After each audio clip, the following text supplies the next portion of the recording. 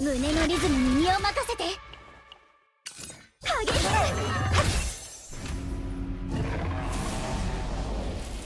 Hey guys, Misery here, back with another CZM video, and in today's video, we're going to be showcasing Tenebria against the tower floors 135 and 150. Now, tower is pretty easy for Tenebria, I am not going to lie, she just does so much damage. She's doing upwards of like 200k, 225k, like at E0, which is like absolutely insane. But yeah, in this video, we're going to be showcasing 135 and 150, mainly just because 135 is the hardest tower floor, despite 150 being a higher number and higher floor. 135 is generally known as the hardest tower floor just because the boss has more health. So 135 is more of a damage check rather than 150. But yeah, I've been absolutely loving Tenebria as a whole and as a character, you know, her kit, everything. I've just been having a lot of fun playing her. So let me know if you guys skipped her, or you know, if you pulled her, if you plan on getting dupes or her partner. But enough of me talking, let's get straight into the builds and you know, everything you need to know for this showcase and these team compositions. So starting off, of course, we have Tenebria. So this Tenebria is level 38 affinity, 974 attack, 54.2% critical chance, and 218.6% critical damage. Now, ideally you want around like 60 to 65% critical chance, but you know, as long as you get lucky, it should be fine. None of the other stats matter except really like passion damage. She has some built-in passion damage that she gets from her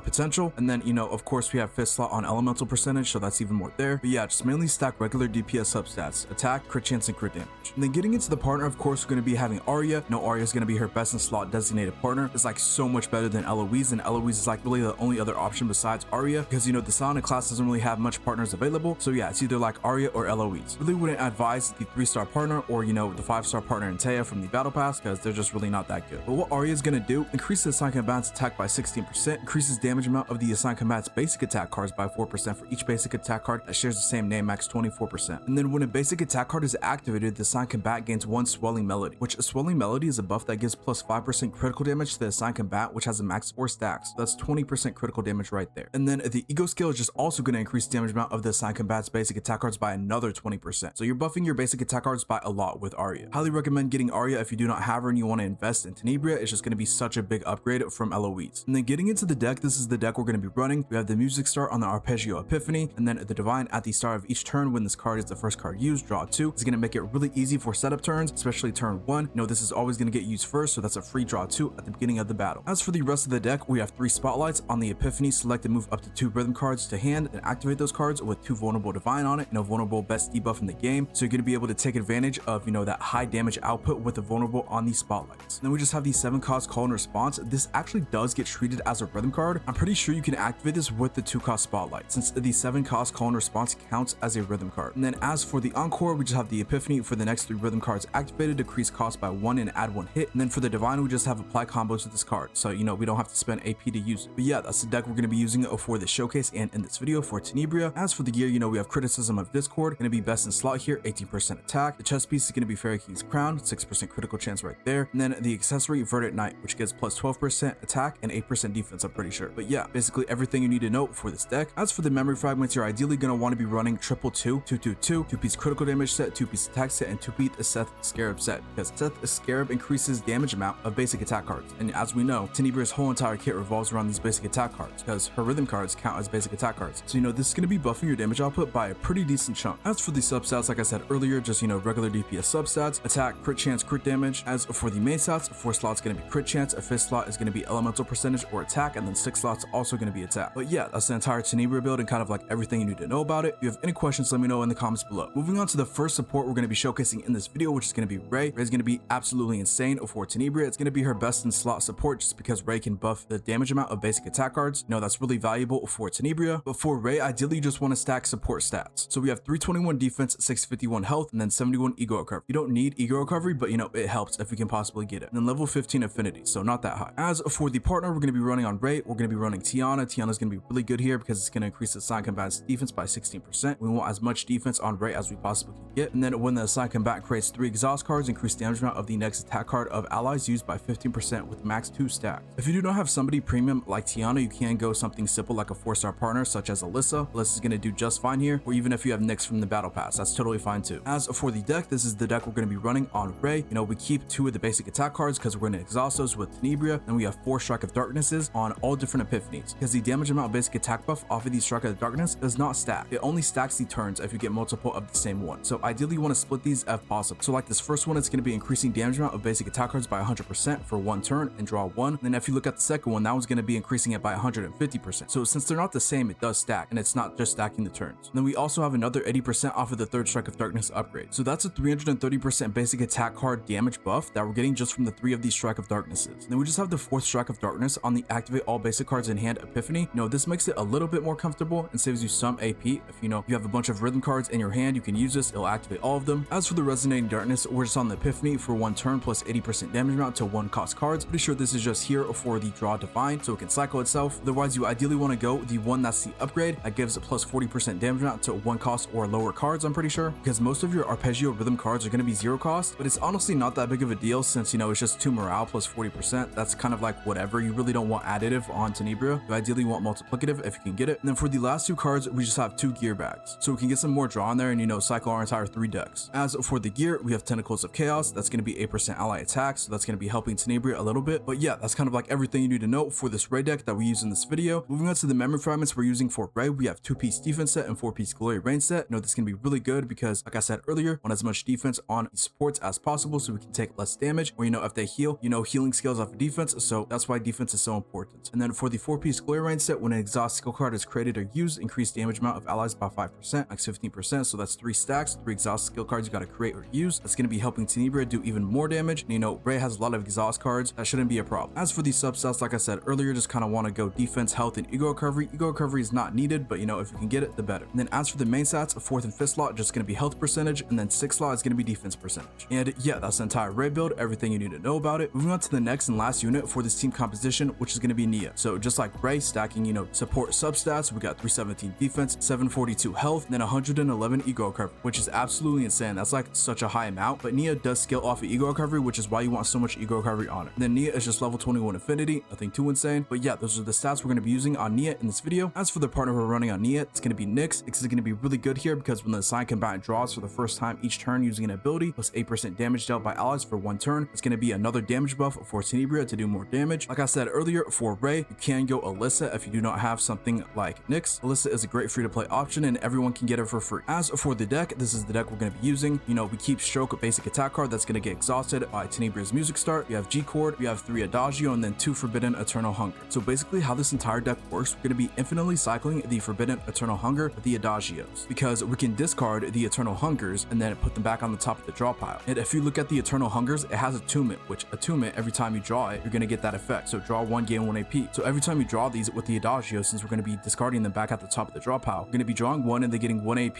every time for each Eternal Hunger. And then for the deck gear, we just have Tentacles of Chaos. It's going to be more damage for Tenebria, just like Rei. We have it on Rei also. It's going to be an extra plus 8%. So that's going to be really nice off of our supports. But yeah, that's the deck we're using for Showcase for Nia. As for the memory fragments, we're just running a simple 2-piece defense set on Nia. It's nothing too insane. You can run the 2-piece HP set on top of the 2-piece defense set if you really want to. But, you know, decided to stack ego recovery on Nia here and went with a lot of off pieces. And since we already have Glory Range set on Rei, we do not need it on Nia since it does not stack. But as for the substats you want on Nia, it's basically the same as Rei: ego recovery, defense, and health. And then for the main stats, a 4th and 5th slot is going to be health percentage, and then 6th slot is going to be defense percentage. But yeah, that's the entire Nia build and the last build we're going to be talking about in this video. If you're curious about anything, or, you know, you have any questions, let me know in the comments below. I'll try to respond if I can. But yeah, enough of me talking. Let's get straight into this video showcasing Tenebria against Tower Floors 135 and 150.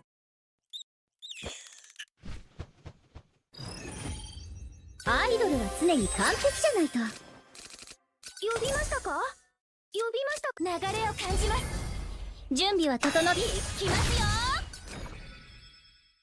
私の胸のリズムに身を任せて。はっはあ、激しく。本当にすごいですね。タイムトゥーシャッ。私のステージよっ。次は強力な攻撃が来ます。歌うことをやめない限り、私たちは永遠に輝くわ。溢れる情熱を深めて輝くように一緒に歌います。タイムトゥーシ胸のリズムに身を任せて。はっは私のほとばしる感情を味わっていきますよ。タイムトゥー任せてください。私のはーい、私の力で確実に倒してみせます。溢れる情熱を込めてタイムトゥーシャ胸のリズムに身を任せて。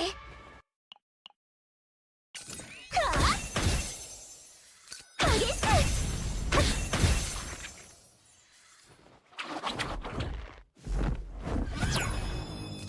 呼びましたか。ビシッとさていきますよ。私の胸のリズムに身を任せて。やっ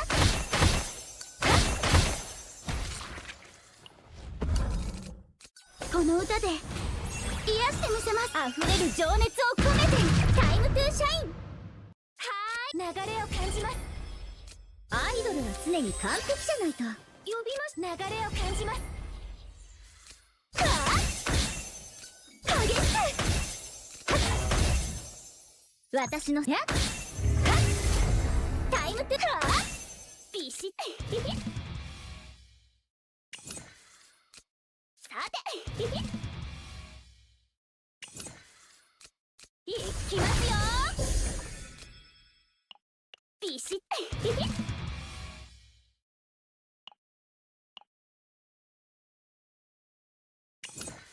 いきますよ。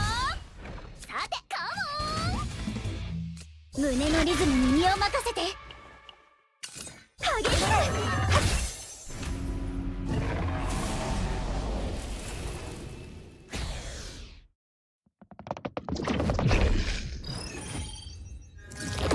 アイドルは常に完璧じゃないと。呼びました。流れを感じます。アイドルは常に完璧じゃないと。タイムトゥーシャイン。胸のリズムに身を任せて。激しく見事な攻撃でしたわ。私の力を貸して。私やってみます。歌うことをやめない限り私たちは永遠に輝くわ。溢れる情熱を込めて輝くように一緒にこの歌で癒してみせます。溢れる情熱を込めて胸のリズムに身を任せて。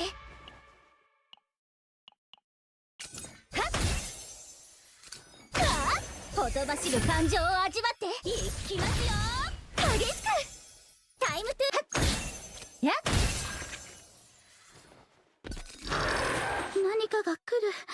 備えてください。ビシッといきますよ。私のステージ胸のリズムに身を任せて。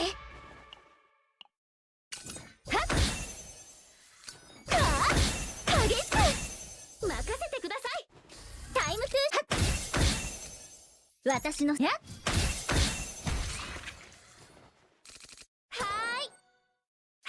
いきますよ。私のステージ胸のリズムに身を任せて。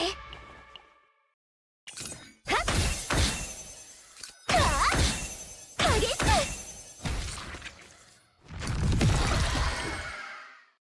呼びました。流れを感じます。アイドルは常に完璧じゃないと。タイムトゥーシャイン。胸のリズムに身を任せて。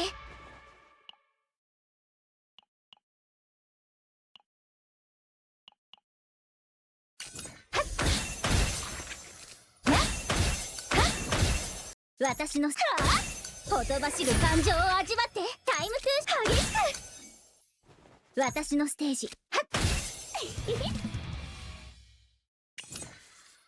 アイドルは常に完璧じゃないと。いきますよ。さて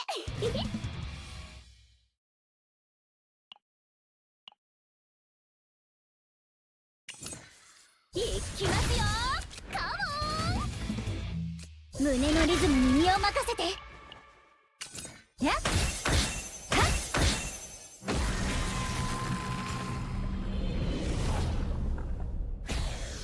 And yeah, that's going to be the end of this video. I hope this video was informative. If it was, I'd very much appreciate if you could support the channel, whether it be like, comment, subscribe. You know, it all means a ton to me, and I appreciate every single one of you who just even watches my videos. Still on the road to 6K subscribers. We're just a few hundred off, so you know, if we possibly can hit that ASAP, I'd very much appreciate it. Let me know what your guys' thoughts on Tenebria is so far. You know, like I said at the beginning of the video, let me know if you're skipping her, what you think about her, if you think she's lackluster. Honestly think, you know, she's a lot of fun to play. But yeah, that's going to be the end of this video. I hope you guys take care, peace, and be safe. Until the next one.